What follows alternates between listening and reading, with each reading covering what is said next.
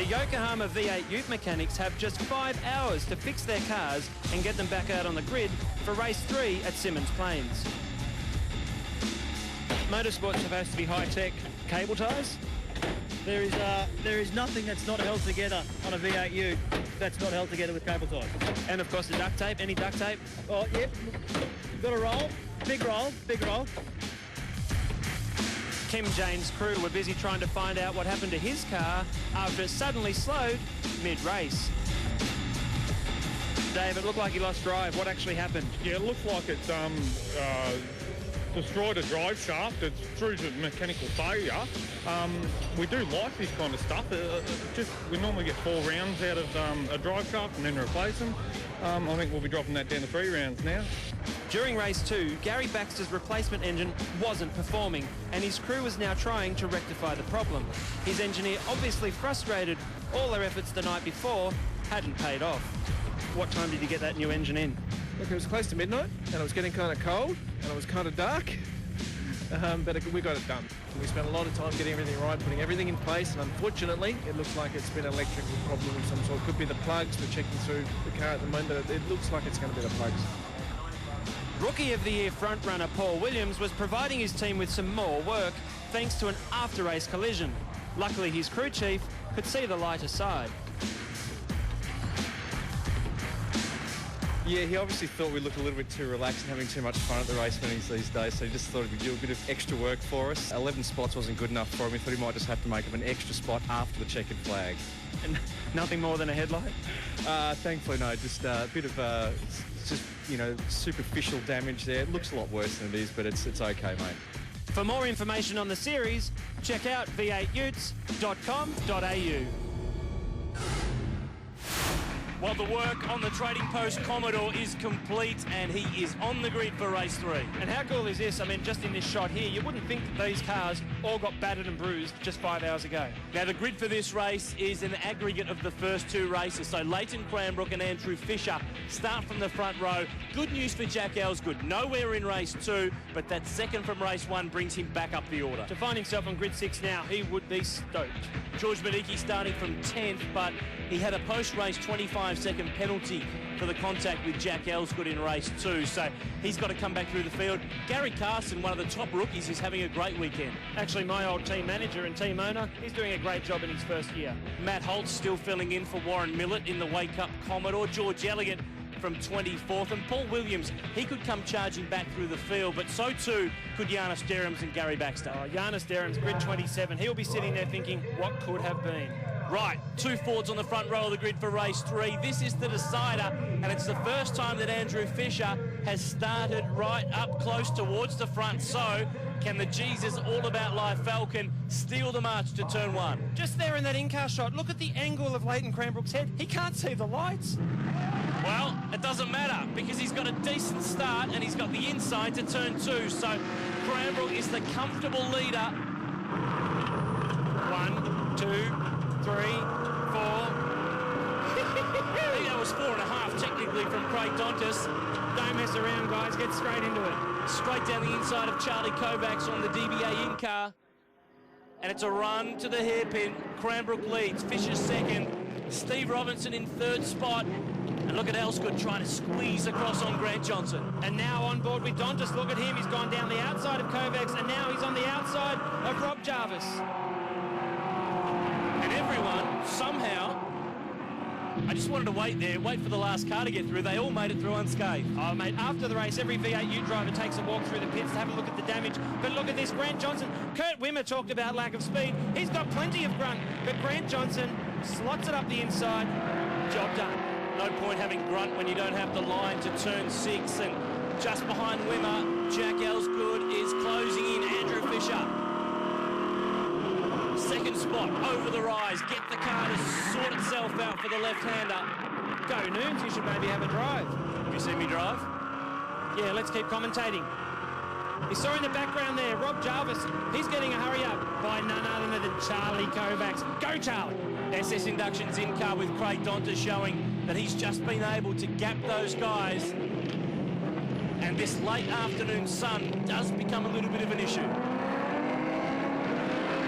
fantastic drive off the corner for Leighton Cranbrook. You see you've got the track and then a little strip of concrete. You actually get better drive when you put that outside rear tyre on that concrete. Some of them actually do it not by choice but get pushed wide, as Gary Carson did just then. Roll Harris down the inside on the run towards turn 6. And he's another guy who's had some engine problems this weekend and is just trying to scrape together some championship points. Kovacs, long way around on Rob Jarvis. That's not going to work. Oh, mate, Charlie can make anything work, but he's almost fallen off the track. That allows McNally to get up the inside, and he now is applying the pressure to Rob Jarvis. DBA in-car with our championship leader. And on board now with Elsgood as he tries to get the power down. Look at the smoke belching from the back of Wimmer's car. That there is oil. Trying to get the power down when you've got a nice fresh slick of oil, forget that. He's using more litres than that engine's got litres at the moment. And Andrew Fisher is not letting Cranbrook get away. He's a real factor here. Andrew Fisher, fresh engine from the newly appointed category engine builder Craig Haystead. It sounds like it's got good grunt. It looks like it's got good grunt.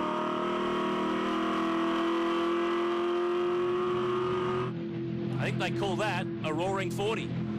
Forwards 1, 2, 3 at the moment. Grant Johnson, best of the Holdens, but Jack Elsgood.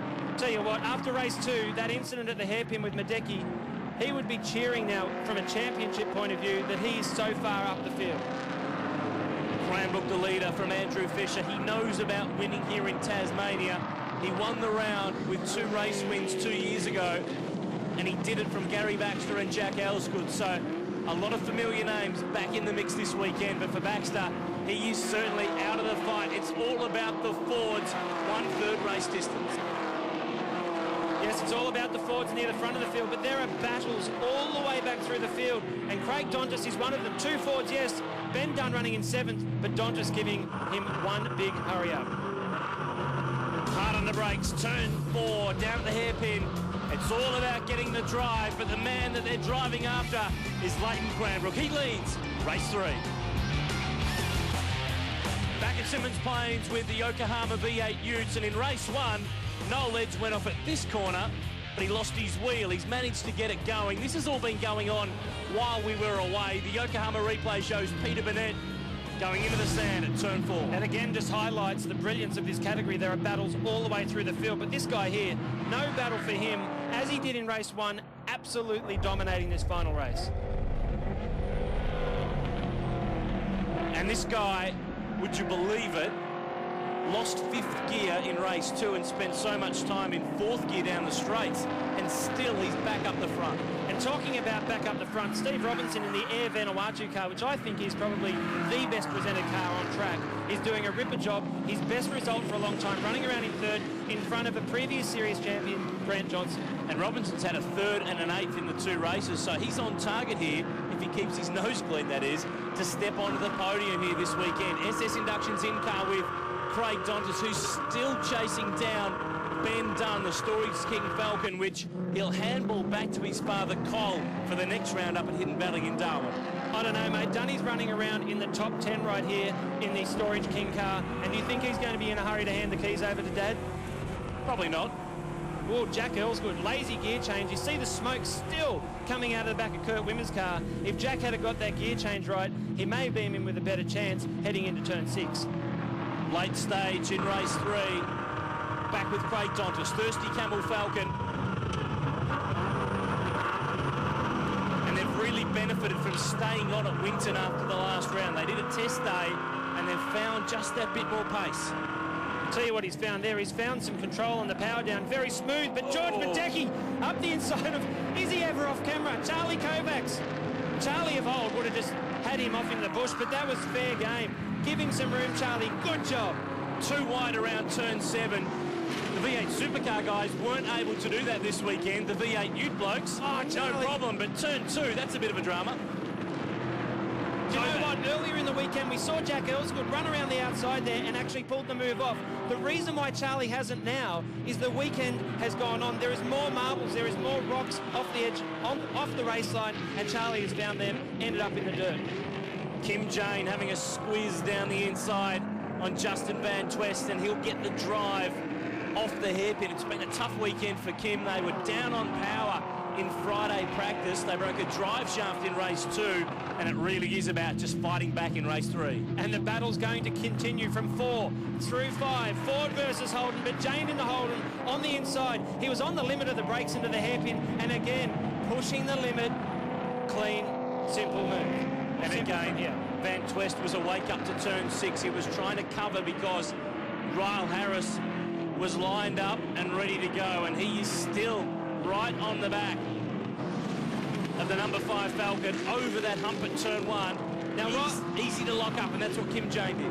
And Ryle Harris, not a bad driver for someone who's a sign rider, now taking up the full-time position of sign riding the Super Cheap Auto race team. And I think this may be Ryle's last V8U race. I'm thinking that Paul Morris wants to do some stuff with him in the Fujitsu series. Problem there for Charlie Kovacs, the left front. It looked like he's had some contact or a puncture. He was going really slow on the run through turn 3, but Gary Baxter, Gary Carson, Steve Hodges, the Isri Truck Seats Commodore, they're getting stuck right into it. I rated that move from Gary Carson. Seriously, it's his first season. Toughest corner on any track we go to. He's tried the outside on Gary Baxter. Back up front, last lap, 2.4 kilometres. Andrew Fisher going to throw absolutely everything at Leighton Cranbrook. Do you know what? I hope he doesn't get it. Do you know why? Leighton Cranbrook loves it. Coming onto the start-finish straight, let the back hang out, smoke him up, baby. I hope he gets it. Oh, have a look at this. Down at the hairpin, there's dust around the place. Last thing you need to see on the last lap. All you want on that last lap is some clear track. Now Fisher just has to concentrate on a smooth power down. He's missed the gear. No! Oh, that sounds like it may be a problem, Aaron. He's got something. He's got it going. Cranbrook's off the leash. But who's in third? Robinson. Fisher's got a lot to worry about now. The car of Robinson is getting bigger in the mirrors. Will he hang on to second?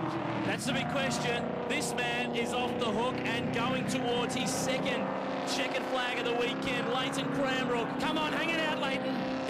He's being a bit serious in this one. He'll get home and take round 3 at Symmons Plains.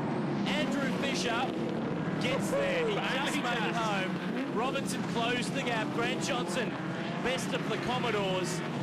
But it's all Ford this weekend. And Kurt Wimmer will be absolutely stoked to have hung on to that position, dumping oil on the track the whole race. But this guy, what a champion he is. Fastest lap of the race to Leighton Cranbrook in race 3. And he has put himself right back in the mix. And we were waiting for this one. Leighton lights it up on the exit of the hairpin. Let's take a look at the Yokohama results. Grant Johnson, the best of the Commodores. 8 Fords in the top 10. And that other Commodore, Kurt Wimmer, lucky to retain that position given he was dropping so much oil. But in 9th, Rob Jarvis must be happy. Gary Baxter must not be happy. 16th, tough weekend. But the champ is on the board this year, Leighton Cranbrook. Well, Leighton, after a horror opening round on the streets of Adelaide, you've really recovered. Congratulations on a round win here at Tasmania. Yeah, it's great to get the first round win under our belt. We, like you say, we've had a tough year so far, but I think we're back on track now. Really making up some ground in the championship as well. You must be pretty happy about that. Yeah, I'm led to believe we're second after this weekend, and we're just wrapped. If we can get back in touch of challenging for this championship, it's going to be a great year. And that's exactly what's happened for Leighton Cranbrook. The round win puts him right back in the mix for the 09 crown. Andrew Fisher and Steve Robinson have had great weekends. They round out the podium. George Medicki rounds out the top 10, but pole and 2 race wins. Leighton Cranbrook very, very happy. And what it does is it brings him to within 42 points now in the championship of our new leader, Jack Elsgood. Wasn't really that successful of a weekend as far as the results from this round, but obviously getting first in the championship, or now coming first in the championship, was it's a good thing. I got spun around and ended up, probably should have come 6th in race 2 and ended up 22nd. So there wasn't a lot of luck there, but just how everyone else fell off the track, it certainly helped my cause. The weekend sees a change in the lead. The Racer Industries Rookie of the Year, Gary Carson, moves into the lead. A tough weekend for Paul Williams. He drops back to 2nd in that championship. Justin Van Twest picks up the Armour All Best Presented Award for the striking number 5 Falcon this weekend. And the awards, well, they just keep on coming. Brad Patton picks up the SS Inductions Hard Charger Award for passing 13 utes in race 2. And the round winner, Leighton Cranbrook, well, the cheque for $500 for the Clutch Industries Whole Shot Award for the best start this weekend.